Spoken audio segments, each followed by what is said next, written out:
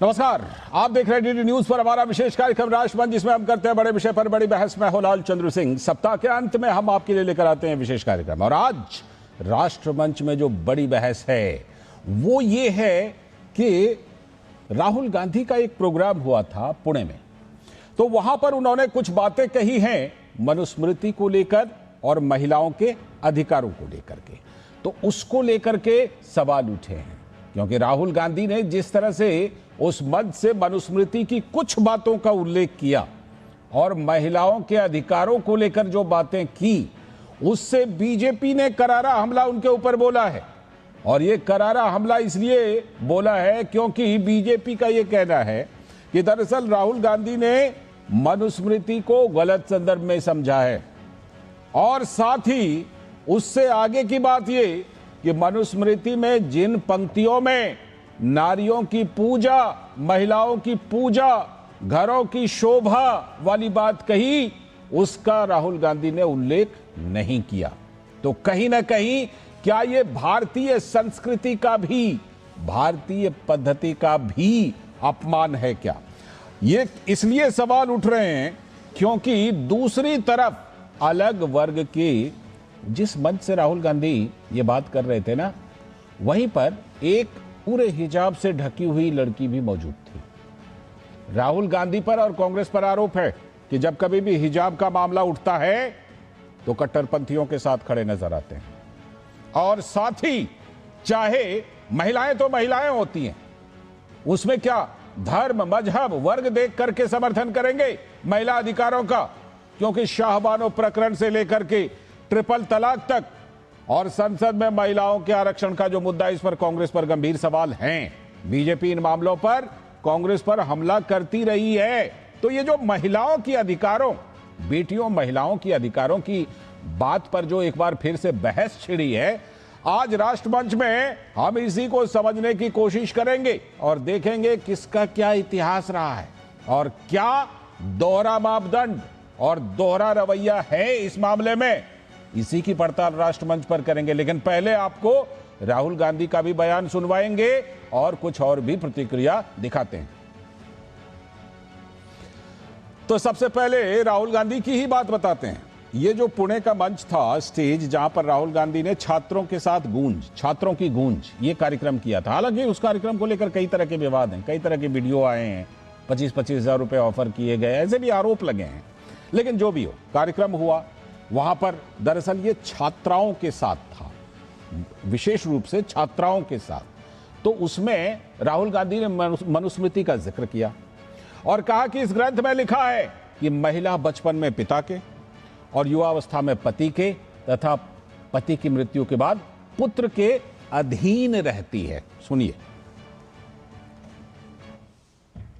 So you are either a mother or a wife or a daughter, and I'd like to quote over here the Manusmriti, which says clearly, in childhood a female must be subject to her father.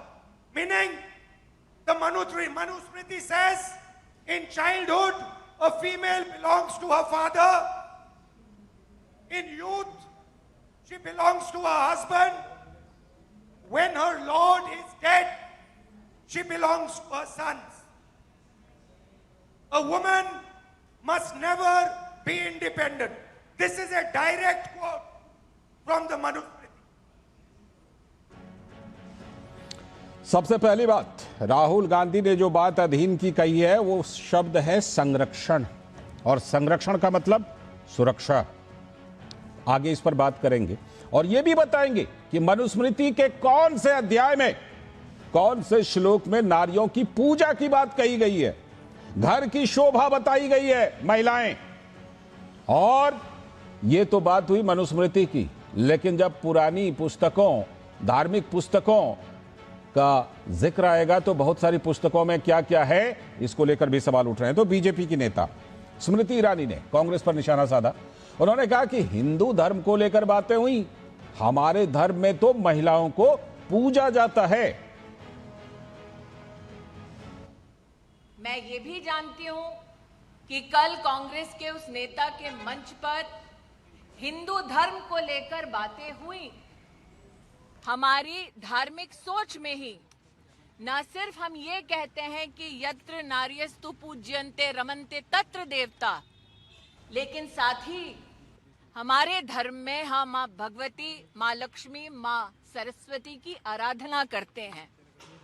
इसीलिए चूंकि उन्होंने धर्म का आह्वान किया है, मैं उस अहम नेता को एक और निवेदन करती हूं।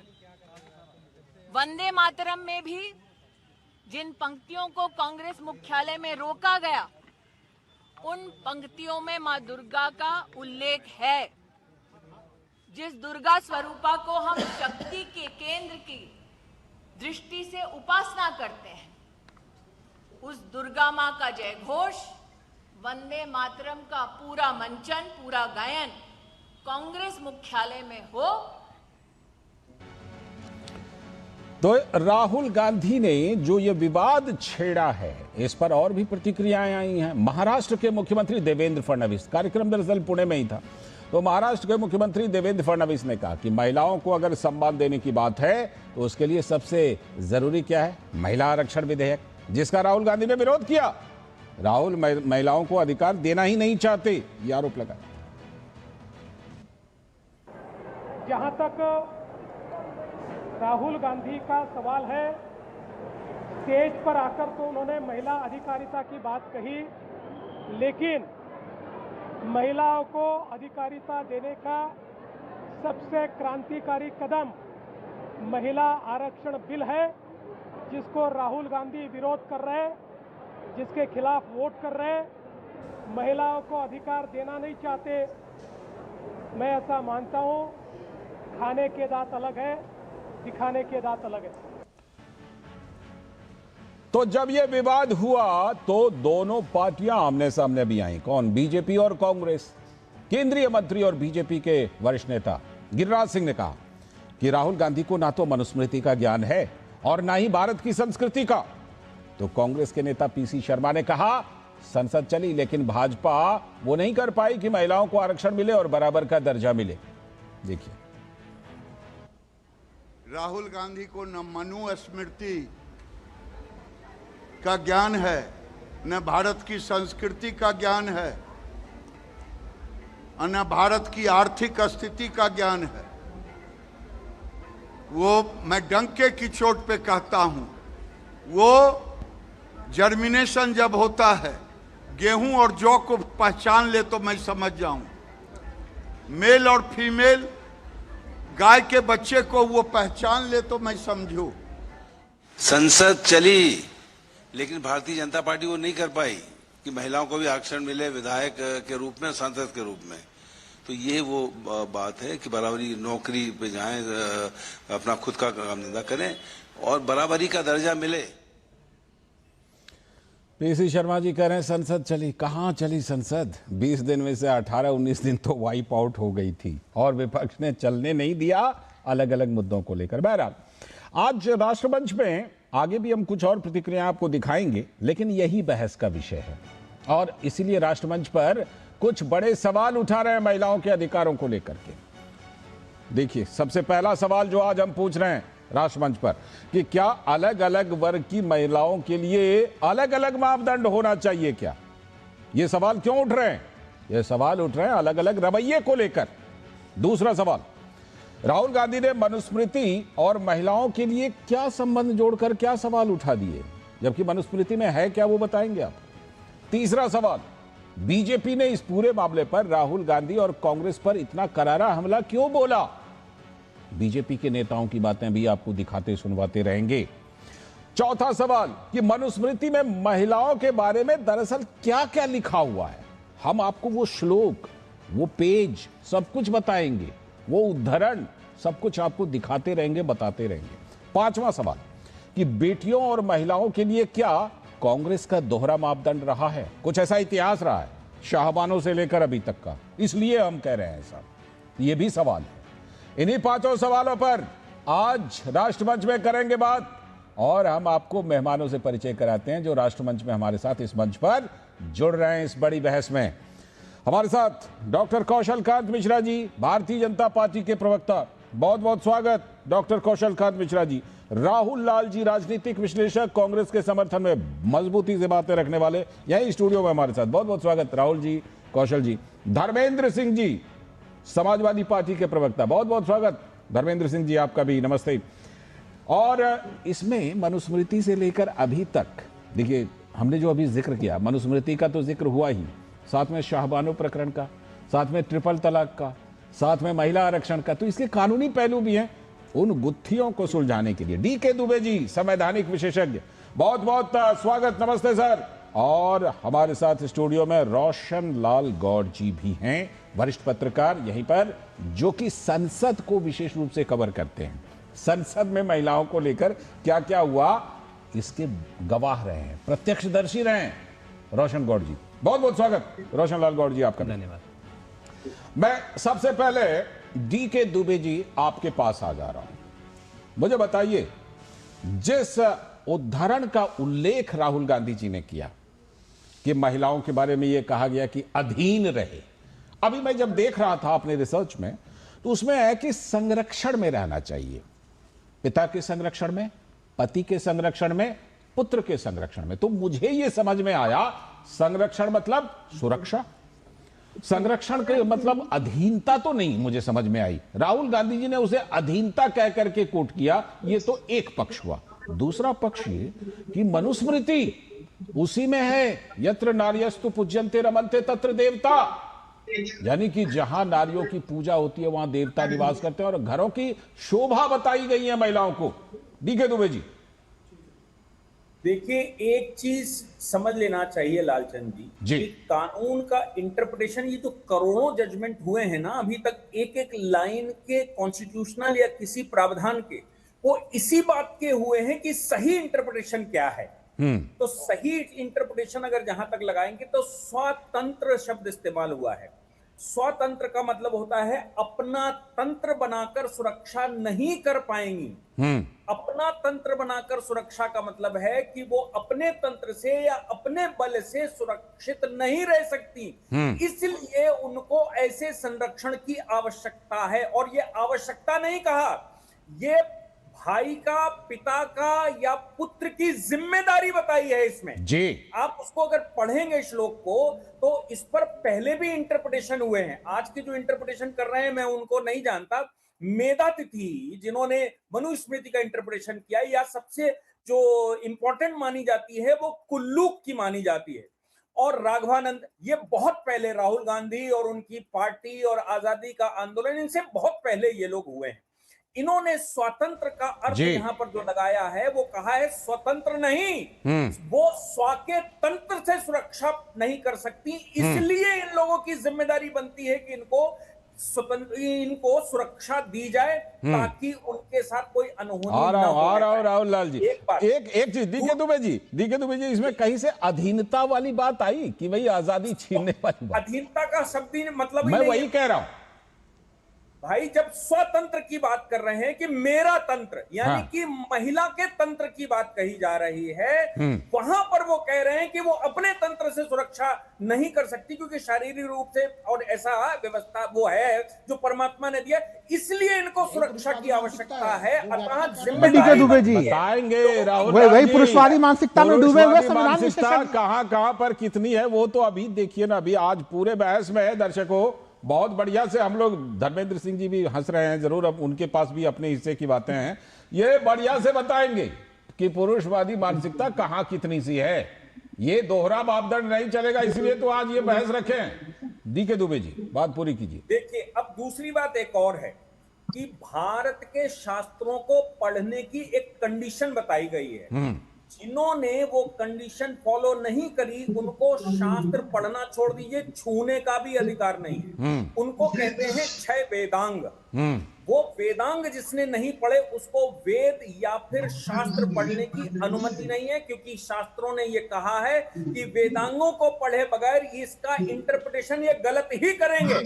उसको शिक्षा कहते हैं, कल्प कहते हैं, छंद कहते हैं, व्याकरण कहते हैं, ज्योतिष कहते हैं, और सबसे इंपॉर्टेंट निरुक्त जो निघंटु ने लिखा और ये कहा कि किस शब्द का कहां क्या मतलब होगा। जैसे हम कानून का इंटरप्रिटेशन करते हैं, तो अगर किसी ने ये क्षय वो नहीं पढ़े तो उसको शास्त्रों के विषय में बोलने का भी अधिकार नहीं है। जो इंटरप्रिटेशन मैं बता रहा हूं वो मेधा तिथि का इंटरप्रिटेशन बता रहा हूं, जो विद्वान हुए जिसको सबने स्वीकार किया। ठीक है, लेकिन राहुल गांधी तो लगातार बोल रहे हैं, मनुस्मृति पर लगातार बोल रहे हैं, और बोल रहे हैं तो एक तो सेलेक्टिव बातें बोल रहे हैं। देखिए यहां पर दो तरह की जिसे कहते हैं ना, दो जगह पे गड़बड़ियां हैं। एक तो मनुस्मृति में जो महिलाओं के लिए अच्छी बातें कही गई हैं उसको दबा जाना, छुपा जाना, यत्र नार्यस्तु पूज्यन्ते रमन्ते तत्र देवता। दूसरी तरफ जो कुछ इस तरह की बात कही गई है, संरक्षण की बात, उसको अधीन, परतंत्र, ये सब कह करके उसको मैग्नीफाई करना, ये दोनों जगह पर है। जिसे कहते हैं ना, अगर तौलने की भाषा में कहें डंडी मारी, ये डंडी मारने वाला काम दोनों तरफ पर हो रहा है, दोनों जगहों पर हो रहा है। राहुल लाल जी बताइए, आप कुछ कह रहे थे, और ये बताइए अधीन कहां पर है? संरक्षण और अधीन एक ही थोड़े होना होता है। लालचंद जी देखिए, शुरुआती व्याख्या ही हम लोगों के कार्यक्रम की बड़ी दुखद है कि पुरुषवादी मानसिकता से ग्रस्त होकर हमारे संविधान विशेषज्ञ महोदय ने पूरी व्याख्या कर डाली। वो खुद मानते हैं कि महिला खुद में स्वतंत्र रहने में जो है कि वो उनको संरक्षण की आवश्यकता है, वो स्वतंत्र खुद से नहीं रह सकती, प्रभु ने ऐसा बनाया है। विज्ञान कहां पहुंच चुका है उसके अनुसार कम से कम विश्लेषण कीजिए, और विज्ञान नहीं मानते हैं तो कम से कम आदरणीय जी संविधान का ही कम से कम अनुपालन कर लीजिए। जो ये बात राहुल गांधी जी को बोलिए ना कि संविधान के मुताबिक वो व्याख्या करें। राहुल गांधी तो कहां पर मनुस्मृति है हमारे जीवन में, बताइए मुझे। बिल्कुल मैं बता रहा हूं, मनुस्मृति जो है उसको कौन मानता है, कौन उसके प्रावधानों को देखता है? भाई मनुस्मृति, भारतीय संविधान का जिक्र करें, भारतीय संविधान में अगर कोई दिक्कत हो तो बताएं। मनुस्मृति को तो मुझे लगता है जिनके बारे में कहा जाता है कि ये सनातनी हिंदुओं की किताब है, सनातनी हिंदुओं की इस पुस्तक को कितने सनातनी हिंदू ना पढ़ते हैं, ना उस पर अमल करते हैं, ना काम करते हैं। उस समय का एक कोड था, वो कोड जिसे कहते हैं। आज कैसे दूसरे मजहब के कोड वालों के पक्ष में बिल्कुल तुरंत तन करके खड़े हो जाते हैं। उस समय का वो हजारों साल पहले का एक कोड था। आज भी राहुल गांधी, आज भी कांग्रेस पर्सनल कोड के पक्ष में खड़े होते हैं, और हजारों साल पहले जो कोड जिसका आज कोई इस्तेमाल नहीं है उसको लेकर बार बार लेकर आ जाते हैं। लालचंद जी बड़ा गंभीर सवाल पूछा है, उसका उत्तर मैं देता हूं। दीजिए। देखिए, कांग्रेस पार्टी और राहुल गांधी स्वतंत्रता आंदोलन के तमाम जो पुरोधा हैं उसी श्रृंखला को आगे बढ़ा रहे हैं।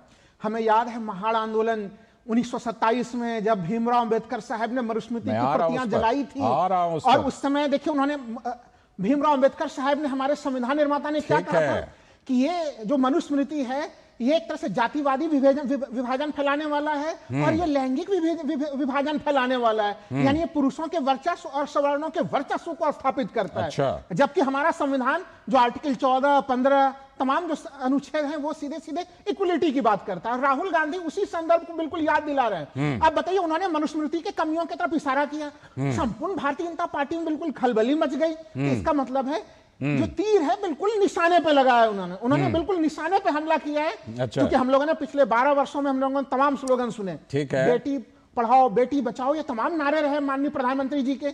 अभी तो भारतीय जनता पार्टी के लोगों को कहना चाहिए, गर्ल्स पावर को लेकर उन्होंने पुणे में जो बोला वो कहीं से भी विरोधाभास नहीं है। संपूर्ण भारतीय जनता पार्टी राहुल गांधी जी का समर्थन करते हुए नजर आनी चाहिए थी, लेकिन नहीं। अब बताइए, आपने कहा कि मनुस्मृति की चुनिंदा चीजों का वो प्रयोग कर रहे हैं। भाई हम अपने महिलाओं को, महिला नामक जो उनको समानता मिलनी चाहिए वो तो मिलती नहीं है। अगर मनुस्मृति में कहीं पे कह दिया गया कि जहां जहां नारियों की पूजा की जाती है वहां देवता रहते हैं, लेकिन हम नारी को देवी बना के केवल छोड़ देना चाह रहे हैं क्या?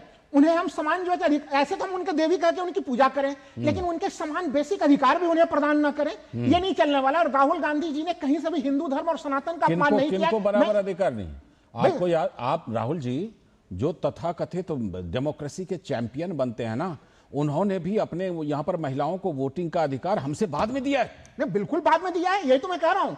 स्वतंत्रता आंदोलन को देखिए और हमारे संविधान सोचिए, पुराने समय से लेकर पौराणिक काल से लेकर आधुनिक काल तक भारत में महिलाओं को कितनी आजादी है। लालचंद जी, मैं यही तो कहना चाह रहा हूं कि दूसरे देशों की बात सारे पौराणिक ग्रंथों में महिलाओं की भूमिका, उनके अधिकारों को जरा देखिए, रामायण देखिए, महाभारत देखिए, सारे श्रुति देखिए, सारे स्मृति देखिए। सीमित किया गया मनुस्मृति में। मैं तो कह रहा हूं वैदिक काल में चले जाइए, वैदिक काल में गार्गी तमाम जो बड़े बड़े ऋषियां होती हैं जो ऋषियों की निर्माण करती थी, लेकिन मनुस्मृति में कहा जाता है कि महिलाएं जो है कि वेद मंत्र नहीं कर सकती, वो शिक्षा नहीं प्राप्त कर सकती। उसका समर्थन आज के समय में बिल्कुल नहीं किया जाता। डी.के. दुबे जी जवाब दे रहे हैं, हालांकि ये स्थिति है नहीं, आज की तारीख में ये स्थिति नहीं है। मैं जानता हूं, मतलब अगर आप भी नजर दौड़ाएंगे घरों में और व्यवस्था पर, हमारे यहां जो महिलाओं का अधिकार है वो आपको दिखाई पड़ जाएगा। बल्कि उल्टा कई बार आरोप लगता है कि महिलाओं का वर्चस्व ज्यादा है घरों के अधिकार, घरों के मामलों को लेकर के, उनके अधिकारों को लेकर के। अधिकारों की जब बात आती है कई जगहों पर यह है कि बेटियां और महिलाओं को ज्यादा अधिकार, यहां तक कहा जाता है कि पिता जो हैं वो अपने पुत्र से ज्यादा पुत्री को अधिकार दे रहे हैं, देते हैं। ये आपको मिल जाएगा। कौशलकांत मिश्रा जी कुछ कहना चाह रहे हैं, क्यों इतने हमलावर हो गए आप लोग, अगर उन्होंने जिक्र किया राहुल गांधी ने एक प्रोग्राम में? कौशल जी अनम्यूट कीजिए सर। कौशल जी अनम्यूट कीजिए। तो मैं तो अनम्यूट। हाँ अब आ रही है, बोलिए। हाँ, मैं सिर्फ ये कह रहा हूं कि मनुस्मृति में क्या लिखा गया है, गलत लिखा गया, सही लिखा गया, क्या इंटरप्रिटेशन किया, उसके बारे में राहुल गांधी बोल रहे हैं, मान लिया। लेकिन अपनी माता जी जो क्रिश्चियन है उसके धर्म ग्रंथ के बारे में जरा बोल दें। फादर टायरिन, फादर अगस्टिन, उन्होंने ये बोला था कि महिलाएं पाप की जनक होती हैं, बाइबल में पापी और नैतिक रूप से कमजोर होती हैं। सेंट पॉल में ने बोला था महिलाओं को पुरुषों के अधीन और चर्च में हमेशा चुप रहना चाहिए। यूरोप में संपत्ति का अधिकार नहीं है, सारे अधिकार केवल पति के पास होंगे या पुरुष पार्टनर के साथ होंगे। इसके अलावा यूरोप में, अमेरिका में, ब्रिटेन में और स्विट्जरलैंड में, इंग्लैंड में, स्कॉटलैंड में विच क्राफ्ट एक्ट लाया गया था। 1542 किंग हेनरी लाए थे, जो फर्स्ट टाइम लाए थे। उसके बाद क्वीन एलिजाबेथ की बड़ी बात होती है। 1563 में क्वीन एलिजाबेथ ने उस विच क्राफ्ट कानून को अमेंड किया था। 1640 में, प्लीज मैं आपके बीच में नहीं बोला था। डार्क एज है यूरोप का, यूरोपवासी भी उस पर गर्वित नहीं होते हैं। बोलिए कौशलकांत, बोलिए राहुल जी। मैंने कहा कि जो आप वर्णन कर रहे हो यूरोप का अंधकार युग है, बस। बोलिए कौशलकांत मिश्रा जी, बोलिए। आप और कुछ बोलना है तो बोल लीजिए, बीच में मत बोलिएगा। नहीं ठीक है, आप बोलिए कौशल जी, बोलिए। ठीक। उसके बाद 1640 में किंग जॉन्स ने उसको अमेंड किया और महाराज अंधकार युग का कब खत्म हुआ था? 1951 में खत्म हुआ था। वो रिपील किया गया 1951 में, विच क्राफ्ट एक्ट। और विच क्राफ्ट एक्ट में आरोपी हमेशा महिला ही हो सकती है, पुरुष नहीं हो सकता। कितने ज्ञानी लोग हैं। दूसरा, आइए हिंदू धर्म के बाल विवाह पे सवाल उठाते हैं, पर 8 साल 8 महीने पे जब विवाह किया जाता है, धर्म में अलाउड है, उस पे सवाल नहीं उठाते। घूंघट और पर्दा प्रथा पे 100 सवाल उठाते हैं, पर बुर्का और हिजाब में कोई नहीं बोलता।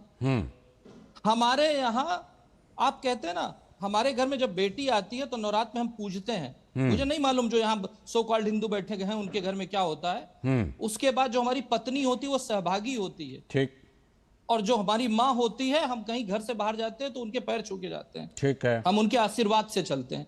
ये हमारा धर्म सिखाता है।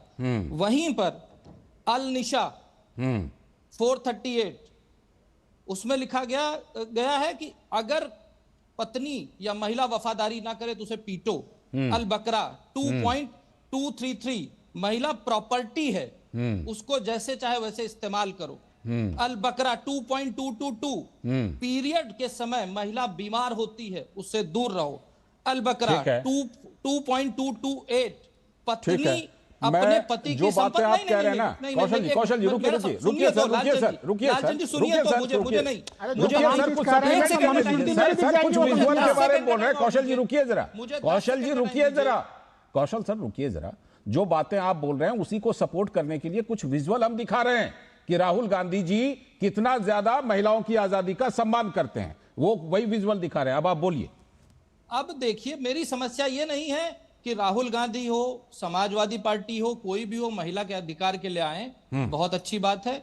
देश में बदलाव की जरूरत है। अगर कुछ महिलाओं का अधिकार कहीं पे भी नहीं मिले हैं, सबको मिलना चाहिए, इसमें कोई गलत बात नहीं है। लेकिन महिला के नाम पर जब वो हिंदू धर्म को टारगेट करते हैं, उन्होंने अगर कुरान की बात की होती, उन्होंने अगर बाइबल की बात की होती, सब सही था। मुझे सारे पैनल में बैठे लोग सिर्फ ये बता के जाएं कि हमेशा राहुल गांधी हिंदू धर्म को टारगेट क्यों करते, जबकि उनके अपना धर्म, उनकी मां का धर्म राहुल लाल जी, अब राहुल लाल जी जवाब देंगे। राहुल लाल जी, ये जो तस्वीरें अभी हमने चलाई, इन तस्वीरों से पता चल रहा है ना कि महिला अधिकारों और बेटियों के अधिकारों को लेकर के राहुल गांधी जी और कांग्रेस कितनी सपोर्ट करते हैं। बिल्कुल, कांग्रेस मजबूती से सपोर्ट के साथ खड़ी है। देख अब ये बोला बताइए, क्यों नहीं? कोई बुर्का में है और अगर वो स्वेच्छा से है, उसके चेतना का विकास किया जाएगा। कोई जबरन जो है कि थोपने की कहानी नहीं की जाती। कांग्रेस जो है जागरण में विश्वास करती है, थोपने के काम में विश्वास नहीं करती। कल वो लड़की अगर स्वाभाविक तौर पर महसूस करेगी, राहुल जी, जिस तरह का जागरण शाहबानो प्रकरण में किया, सुप्रीम कोर्ट के फैसले को पलटकर, लालचंद जी, देखिए शाहबानो प्रकरण को लेके तमाम प्रकार की चीजें कही गई, लेकिन उसके बाद आपने ये नहीं देखा राजीव गांधी ने किस प्रकार से पंचायती राज लागू किया और उसमें महिलाओं को 33% आरक्षण उसी जमाने में दिया पंचायती राज में। आप जब सेलेक्टिव होने की है, बिल्कुल सेलेक्टिव होने की कोई बात नहीं है। आपको क्या लगता है राहुल लाल जी, आज इस बात पर बहस होनी चाहिए। जो छोटी बच्ची हिजाब पहन करके राहुल गांधी के साथ नजर आ रही है, उसने अपने मर्जी से हिजाब पहनी है। बिल्कुल लगता है, हमें तो लग रहा है कि छोटी बच्ची भी कल देखिए, एक बड़ी बच्ची उसने सब कुछ सोच करके हिजाब पहनी है। 18+ वाले भी वो जो उस तरह से कवर है, वो सब कुछ सोच करके उसने अपने आप को कवर किया है। देखिए, या उसके ऊपर थोपा गया हिजाब को, बताइए। मैं कह रहा हूं कि देखिए, एक सामाजिक परिवेश में एक विचार उत्पन्न होता है, उसमें जागरण की आवश्यकता होती है, और वो वैचारिक जागरण में राहुल गांधी लगे हुए हैं। आप सोच के देखिए, उस परिवेश पर कुछ बोलते क्यों नहीं है? सारा बयान जब आप मनुस्मृति पर और हिंदू और सनातन धर्म ग्रंथ पर देते हैं, तभी तो कौशल कांत मिश्रा जी को मौका मिलता है। देखिए, बार बार अगर ये चीज आप और कौशल कांत जी सवाल उठा रहे हैं कि वो हिंदू धर्म पे सवाल उठाते हैं, वो ईसाई पे नहीं उठा रहे, वो मुस्लिम पे नहीं उठा रहे, बिल्कुल। ये बताइए, भारत में अधिकांश आबादी कौन है? यहाँ पे अधिकांश हिंदू आबादी है। तो भारतीय जनता पार्टी महिलाओं के अधिकारों की बात खाली हिंदू महिलाओं की बात करेंगे? अरे आप, अगर आपने कल का कार्यक्रम देखा है, पुणे में गूंज का कार्यक्रम देखा हम लोगों ने, वहां पे मैंने देखा है, किस धर्म और भाषा के लोग नहीं थे? राहुल जी, उसी स्टेज पर जहां राहुल गांधी पुणे में बात कर रहे थे, वहीं पर एक लड़की कह रही है कि समाज हमको क्या बोलते हैं उसको, स्कार्फ पहनने के लिए मजबूर करता है।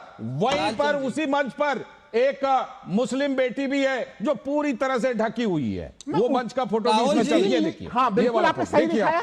मैं कह रहा राहुल जी, उन लोगों के आवाज को उठाने के लिए तो राहुल गांधी उन्हें मंच पर लेके आए। बताइए, क्या राहुल गांधी क्या उनकी? नहीं, बिल्कुल मंच पर लाए। देखिए, मंच पर लाए तो उस बेटी के लिए क्या आवाज उठाई राहुल गांधी जी ने? बस 1 सेकंड का समय दीजिए, मैं बता देता हूं। बताइए। राहुल गांधी जी ने बिल्कुल बड़े अच्छे ढंग से समझाया कि पितृसत्तात्मक समाज और पितृसत्तात्मक ये जो सत्ता है वर्तमान की, वो सत्ता किस प्रकार से आपके मनोविज्ञान को कब्जा करती है। मनुस्मृति का जिक्र किया तो किसी दूसरे धर्म ग्रंथ का जिक्र क्यों नहीं किया? अब आपका ये आया मेन प्रश्न, मैं बार-बार नहीं किया। अभी बाइबल का उदाहरण कौशल कांत मिश्रा जी बता रहे थे, बाइबल का जिक्र राहुल गांधी जी ने क्यों नहीं किया?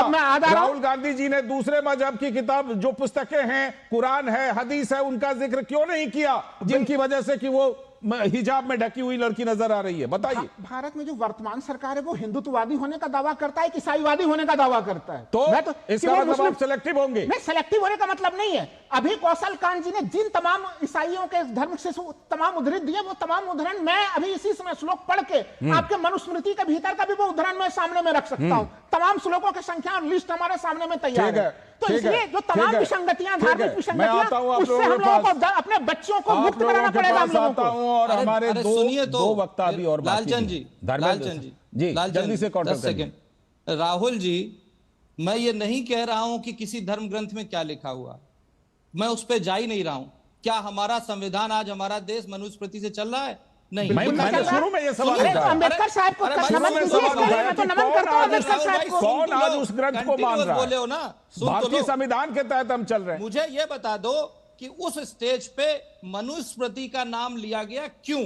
उसका एक्सप्लेनेशन दे दो। जाहिर सी बात है। एक लाइन में एक्सप्लेनेशन दे देता हूं मैं। एक लाइन में जब दे देता आज हूं। मनुस्मृति प्रचलन में नहीं है, उसके नियम कानून प्रचलन में नहीं है, तो आपने क्यों टारगेट किया? टारगेट करने के पीछे उद्देश्य क्या था? मुझे लगता है उद्देश्य था कहीं ना कहीं सनातन परंपरा, हिंदू परंपरा को टारगेट करने का। ना सनातन परंपरा को इसमें कहीं ना कहीं हिंदू समाज को विभाजित करने का ये उद्देश्य था।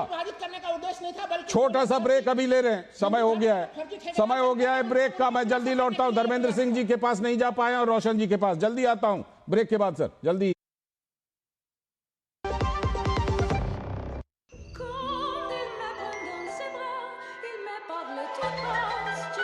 केवाईसी अपडेट के लिए अनजान लिंक खोलना मतलब चोरों के लिए अपना दरवाजा खोलना। रुको, चेक किया लिंक सिक्योर है, सेंडर आपका बैंक है।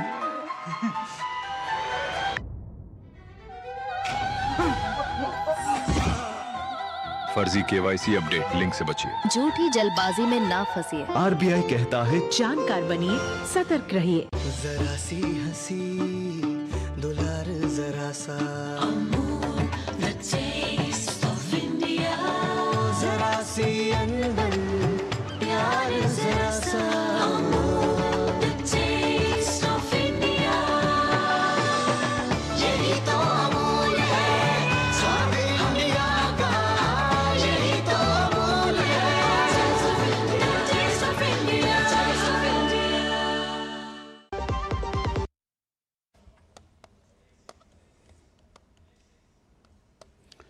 तो स्वागत है ब्रेक के बाद। आज राष्ट्रमंच पर जो बड़ा विषय, जिस पर बड़ी बहस आप देख रहे हैं, वो ये है कि बेटियों और महिलाओं पर ये दोहरा रवैया क्यों, और ये भी गलत संदर्भ के साथ, गलत व्याख्या के साथ। क्या मकसद है, किस उद्देश्य के तहत ये किया जा रहा है, और वो भी एकदम सेलेक्टिव होकर के, और जो चीजें प्रचलन में नहीं है पहले उनका उल्लेख करना। मनुस्मृति आज प्रचलन में है क्या? दूसरी बात ये कि मनुस्मृति की उन्हीं चीजों को जिक्र करना जिसमें संरक्षण की बात है, अधीनता की नहीं, संरक्षण की। जहां पूजा, जहां आदर, जहां नारियों के शोभा होने की बात कही गई, वो तो उसको बिल्कुल गायब कर देते हैं, उसको जरा चला लेते हैं। और ये कि किसी दूसरे किताब, दूसरी पुस्तकें जो हैं, पौराणिक पुस्तकें, धार्मिक पुस्तकें, उनका भी ले लेते हैं हवाला, चुन करके बिल्कुल आप कहीं ना कहीं लक्ष्य बनाते हैं। अब कुछ और भी आपको हम प्रतिक्रिया सुनवाते हैं। तो प्रतिक्रिया में अब हम आपको सुनवाते हैं इमरान मसूद, जो कि कांग्रेस के नेता हैं, उनके बयान सुनवाते हैं, और साथ में वीएचपी की तरफ से जो विश्व हिंदू परिषद के नेता विनोद बंसल हैं, उनकी बात सुनवाते हैं। मैं पूछना चाहता हूं, आखिरकार राहुल गांधी को, बड़े पढ़े लिखे हैं अपने आप, आपने मनुस्मृति पढ़ ली। अरे भाई, मनुस्मृति का वो वाक्य पढ़ा है आपने, यत्र नारस पूजन्ते रमन्ते तत्र देवता। ये उसी मनुस्मृति का श्लोक है जिसके आधार पर देश चलता है। और अगर आपको कुछ ग्रंथों की बात करनी थी तो कुरान में, बाइबल में और अब्राहम जो अन्य ग्रंथ हैं उनमें महिलाओं के बारे में क्या कहा है, उनकी स्थिति के बारे में क्या चर्चा है, कृपया उसको भी बता देते। लेकिन नहीं बताएंगे कि उनको पता है कि सरतन सुजदा की गैंग आ जाएगी और इनका सरकरम करके ले जाएगी। देखिए, राहुल जी जो बोलते हैं मैं उनकी हर बात से सहमत हूं, बाकी उसके ऊपर इससे ज्यादा चर्चा नहीं कर पाऊंगा। और कुछ और प्रतिक्रियाओं में शिवसेना की नेता शाइना एनसी, खुद महिला सांसद हैं, उन्होंने कहा कि राहुल को, महिला विधायक है बल्कि, राहुल को मनुस्मृति पढ़ना चाहिए पहले। तो टीएमसी के सांसद हैं सौगत राय, उन्होंने कहा राहुल की ये कोशिश अच्छी थी सबको एक साथ लाने की, अगर लाते एक साथ तो। सुनिए। राहुल गांधी को पहले मनुस्मृति पढ़ना चाहिए और फिर मनुस्मृति के ऊपर बयानबाजी देना।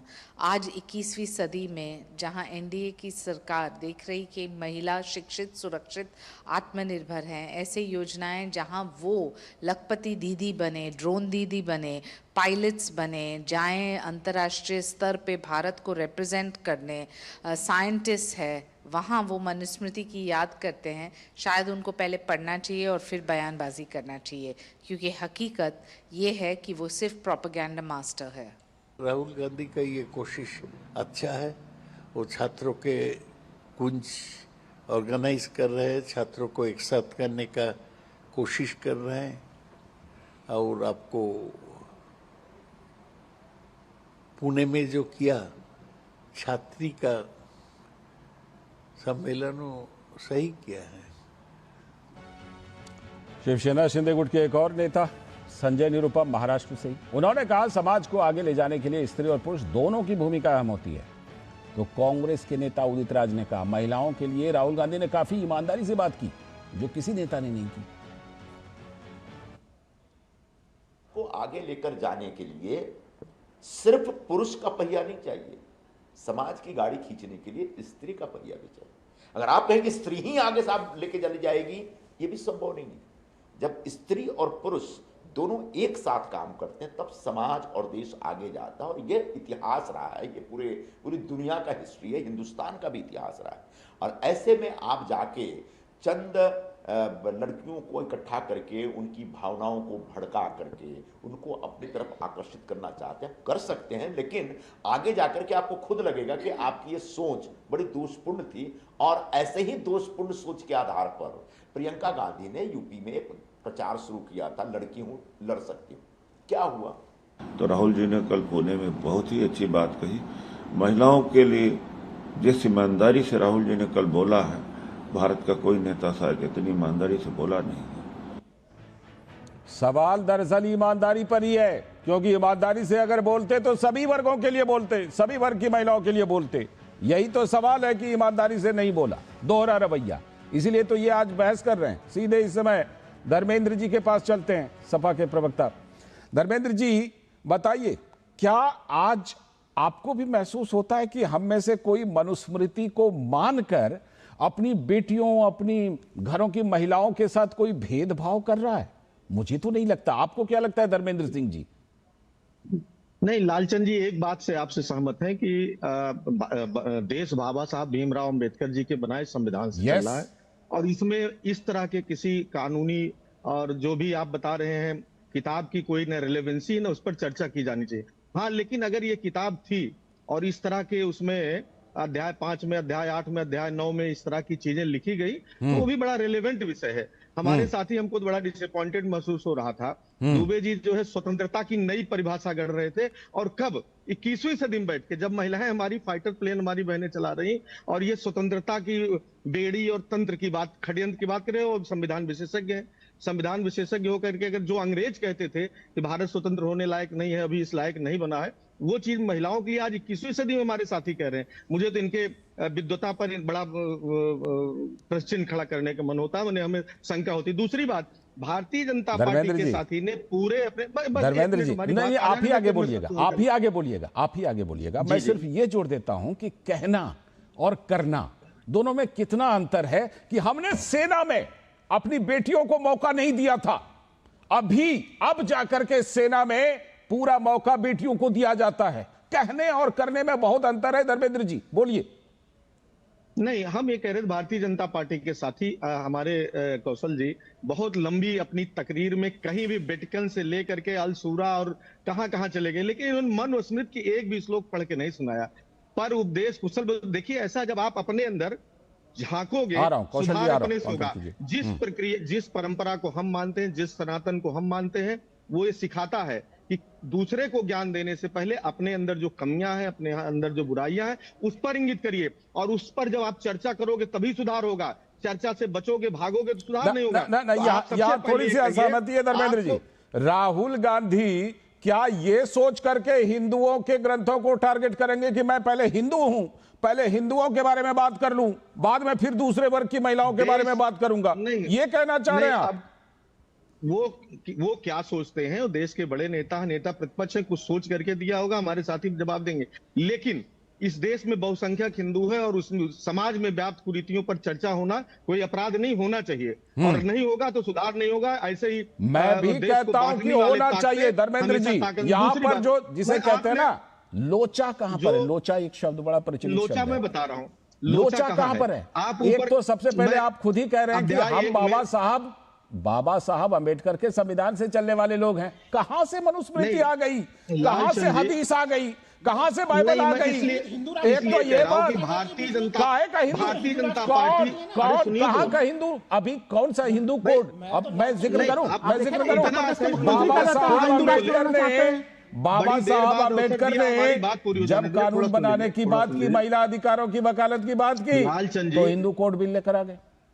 लालचंद जी, हमारी बात पूरी हो जाने दें जी। देखिए, हम इसलिए कह रहे थे कि आप ये जरूर जब पहले अध्याय में पढ़ते हैं नार्य पूजते रमनते तत्र देवता, तो अध्याय 5 में जब आपने कहा स्वतंत्रता की बात, तो वहां आनी चाहिए, वहां स्वतंत्रता की कि स्वतंत्र होने लायक ऐसा नहीं, इनके संरक्षण शब्द नहीं है, वहां ये स्वतंत्र होने लायक नहीं है, उसकी भी चर्चा होगी। अध्याय 8 में, अध्याय 9 में कहा जाता है कि 8 इंच का जो है उनके जीभ दाग देना चाहिए गरम सलाह कुछ बोल देने पर। मैं पढ़ के सुना दूंगा। या उनको कहना चाहिए कि उनके अधिकार सीमित कर देना चाहिए कि वो आर्थिक काम नहीं कर सकते, धन संचय नहीं कर सकते समाज के एक बड़े वर्ग को, वो भी अपराध है। इन चीजों पर चर्चा नहीं होगी। और आप हिंदू आप जो बातें कह रहे हैं उससे असहमति है, उससे असहमति कौशल कांत मिश्रा जी की भी है, डीके दुबे जी की बात, डीके दुबे जो की आप दोनों के पास में हूं, लेकिन रोशन जी के पास अभी तक नहीं गया। का सम्मान है, सहमति से हम गड़बड़ाते नहीं, लेकिन स्वस्थ चर्चा होनी चाहिए। ठीक, बिल्कुल चर्चा होनी चाहिए, लेकिन चर्चा सेलेक्टिव नहीं होनी चाहिए।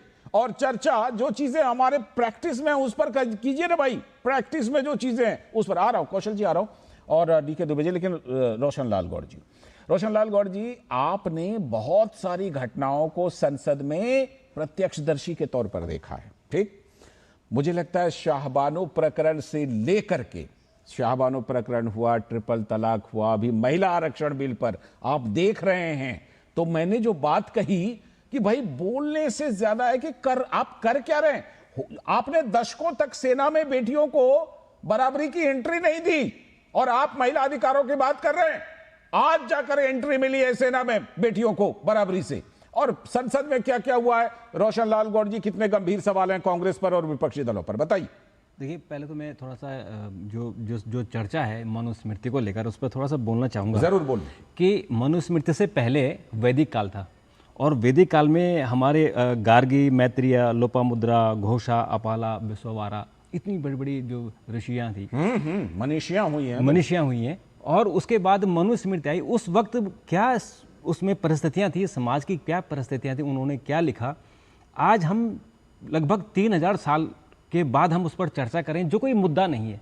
यानी रस्सी जो जली हुई है उस पर हम डंडा पीट रहे हैं, पता नहीं ऐसा क्यों हो रहा है, क्योंकि वो यही बताया, हाँ, कि वो हमारे जब वो प्रचलन में ही नहीं है, हम संविधान के हिसाब से चल रहे हैं। उसका उद्देश्य क्या है मुझे समझ नहीं आया कि मनुस्मृति को आज की समय उस पर क्यों चर्चा हुई। मुझे तो लगता है इसके नाम पर हिंदू समाज को फाड़ने का, मतलब तोड़ने का ये षड्यंत्र है। बिल्कुल। और जो आपने बात कही कि हमारे संविधान में जब हम संविधान को अडॉप्ट कर चुके हैं और हमारे यहाँ समानता का अधिकार है, हमारे यहाँ पुरुष महिला सब बराबर है, बिल्कुल। और हम अगर पति और बेटा और पुत्र की बात करते हैं तो वो अगर संरक्षण में है तो वो हमारे तो है, माता हमारी है, बेटी हमारी है, तो अगर उनको संरक्षण हम नहीं देंगे तो कौन देंगे। तो उसका चर्चा गलत दिशा में ले जाना मुझे लगता है कि ये ठीक नहीं है। जहां तक आपने महिला आरक्षण की बात कही, तो 80वां साल अभी हमने देखा हमारी आज़ादी का, और हमने जब संविधान हमने स्वीकार कर लिया तो 75 साल से ज़्यादा हो गए, 78 साल हो गए।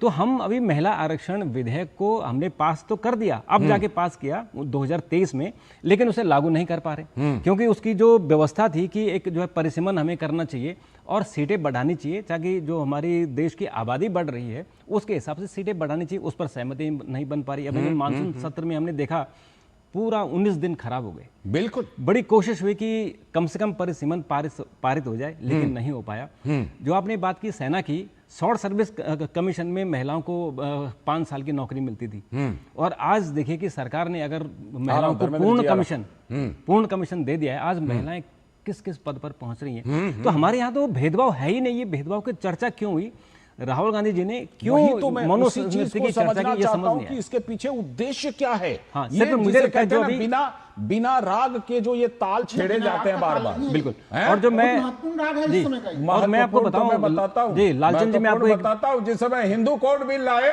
उस समय मनुस्मृति से उसकी प्रेरणा ले ली। बिल्कुल। और मैं आपको एक चीज और बता रहा हूँ, हिंदू कोड बिल का विरोध कर रहे हैं क्या? देखिए राहुल, हिंदू कोड बिल एक प्रोग्रेसिव चीज थी क्या नहीं थी? हिंदू कोड बिल किसने तैयार किया था? अरे हमारे अम्बेडकर साहब ने तैयार किया था खुद, जो है लेकर आए क्यों? भारत कोड बिल लेकर के चले आते। एक चीज देखिए, देश भारतवासी कोड बिल लेकर के चले आते। हाँ लालचंद जी, नागरिक लालचंद जी, देश त्वरित तौर पे आजाद हुआ था और एक एक करके खंड वाइज खंड यूसीसी करके को अभी समर्थन तक टाल रहे हैं, अभी तक विरोध कर रहे हैं। अरे भाई वो लाना था, ये Hindu code bill, Muslim code bill, Jain code bill, बौद्ध कोड बिल, लालचंद जी, हमारे समाज में कई लालचंद जी, हमारे समाज में निरपेक्ष देश में ये क्या कोड बिल होता है? एक सेकंड, लालचंद जी, आपने कहा ना यूसीसी के बारे में, अरे 12 साल बीत गए ना अभी भारतीय जनता पार्टी की सरकार के बड़े कहां, अरे राज्य वाइज कभी पता चल रहा, उत्तराखंड की चर्चा हो रही है, अरे केंद्र के स्तर से सीधे सीधे लाते हैं, पूरे देश भर में लागू कर देते हैं, लेकिन नहीं, ये तो केवल वोट की राजनीति धर्मेंद्र जी की बात पर कौशलकांत मिश्रा जी एक पंक्ति में खाली कहूंगा, राहुल गांधी को बार आप लोग डिस्क्रेडिट करने का प्रयास कर रहे हैं कि वो कहां से ले आए मनुस्मृति। अरे मनुस्मृति का नारा कौन लगा रहती है?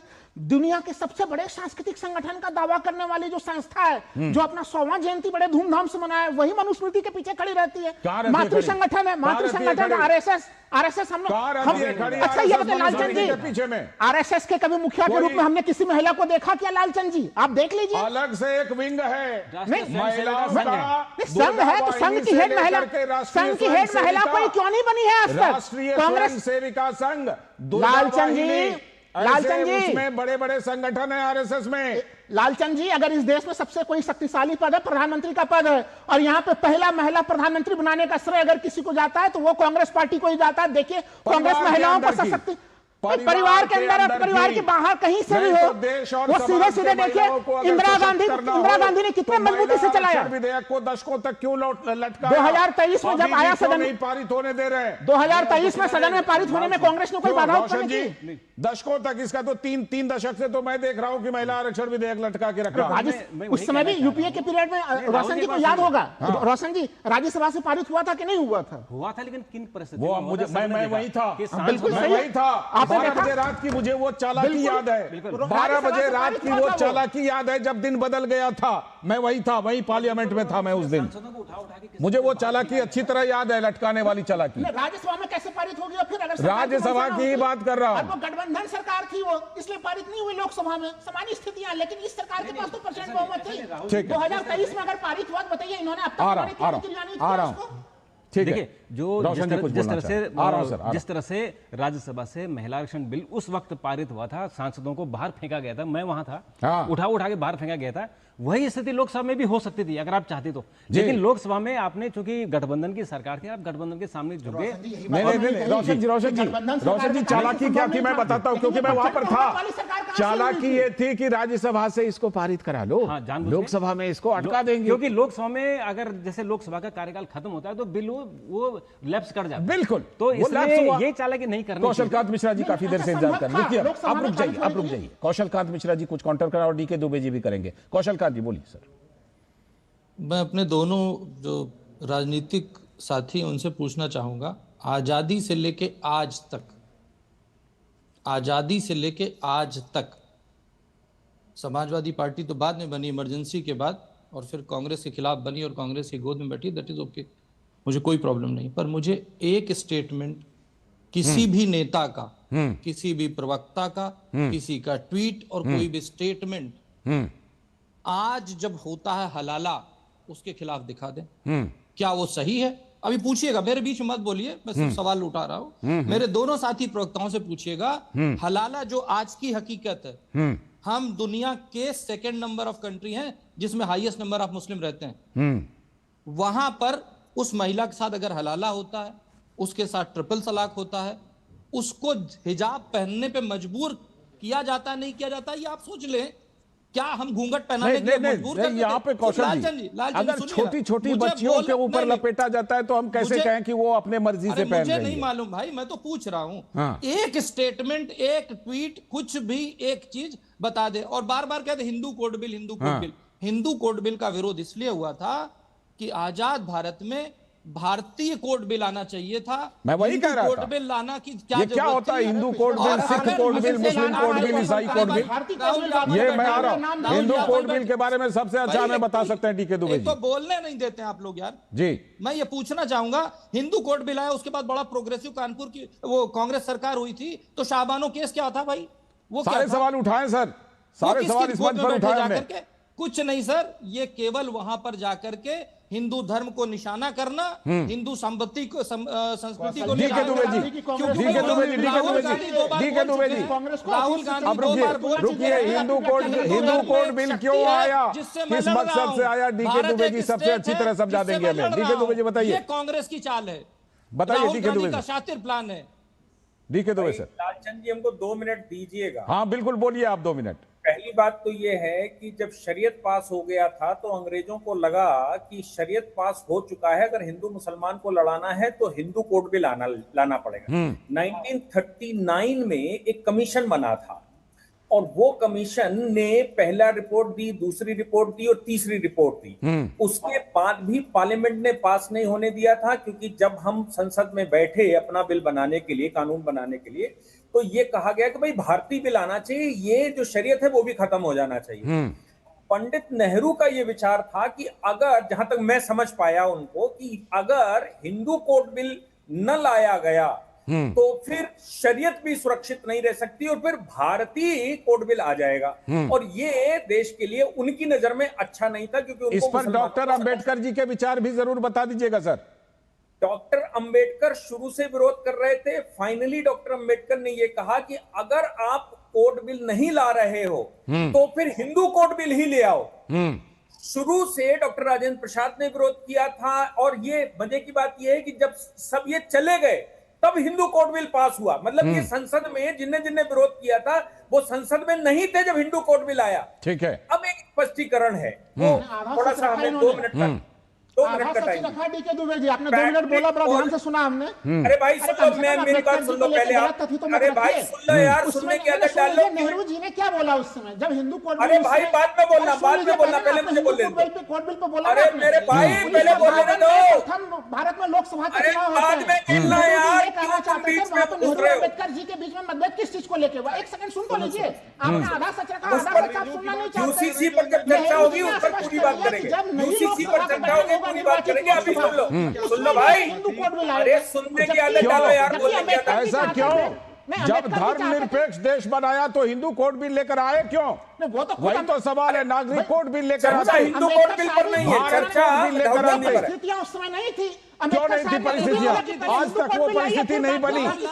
बाकी चीजें आएंगी तो अगर देखिए, आज तक यूसीसी के खिलाफ में खड़ी है कांग्रेस पार्टी, आज तक यूसीसी के खिलाफ में खड़ी है। अगर यूसीसी के खिलाफ कांग्रेस खड़ी होती ना तो फिर वो हमारे जो है कि नीति निदेशक तत्व में यूसीसी का वर्णन नहीं होता। बस वर्णन करके छोड़ दिया। नहीं छोड़ा नहीं, फिर उसके लिए उपयुक्त समय और परिस्थिति। उपयुक्त समय आएगा कब? 8 दशक तो बीत गए। वो उपयुक्त समय तो मैं तो सोच रहा था कि 12 साल बीत गए ना, 80 साल बीत गए, अब क्या 800 साल के बाद वो उपयुक्त समय आएगा? जब कांग्रेस पार्टी सत्ता में आएगी, राहुल गांधी प्रधानमंत्री बनेंगे तभी आएगा वो। हाँ आए, राहुल गांधी प्रधानमंत्री बन करके ले आएंगे, जो सेलेक्टिव तौर पर इस तरह की बातें करते हैं। डीके दुबे जी की बात अधूरी रह गई थी।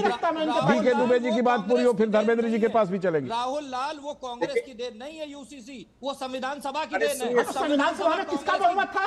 संविधान सभा में किसका बहुमत था? कांग्रेस की बपौती नहीं थी। संविधान सभा में सबसे ज्यादा संख्या में कांग्रेस के सदस्य मौजूद थे।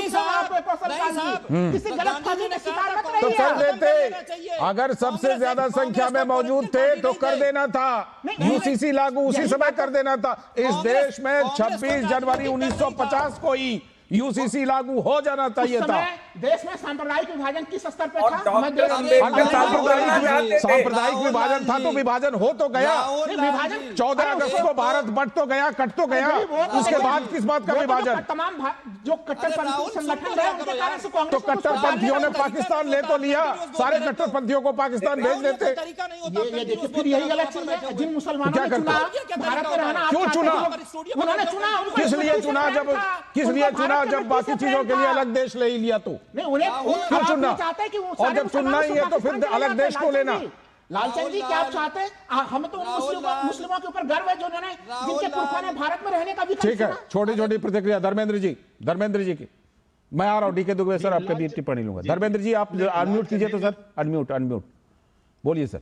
अनम्यूट है। लालचंद जी, मैं कौशल कांत जी सुन रहा था क्या चतुर लोग हैं कि किसकी बात करते हैं। राम मंदिर के चंदे में चोरी कर लें और जो चोरी करते हुए पकड़े गए राम मंदिर की चंदा चोरी पर मैं इस पर भी आ रहा हूँ। और जब मनुस्मृति में महिला उत्पीड़न, दलित उत्पीड़न की बात होती थी, राम मंदिर वाला मुद्दा लेकर धर्म कमजोर हो जा रहा है। अरे आपके गलत कामों पर उंगली उठाने धर्म कमजोर नहीं होगा कौशल कांत जी। आप इस पर बताइए अध्याय 5 के 148वें श्लोक में बाल्ये पितुर्वसे पाणिग्रह ने पुत्राणाम भारतर प्रेतेन भजेत स्त्री स्वतंत्रणाम, इस पर आपकी क्या राय है? ये गलत है सही है? आप बताइए ये सही है कि गलत है?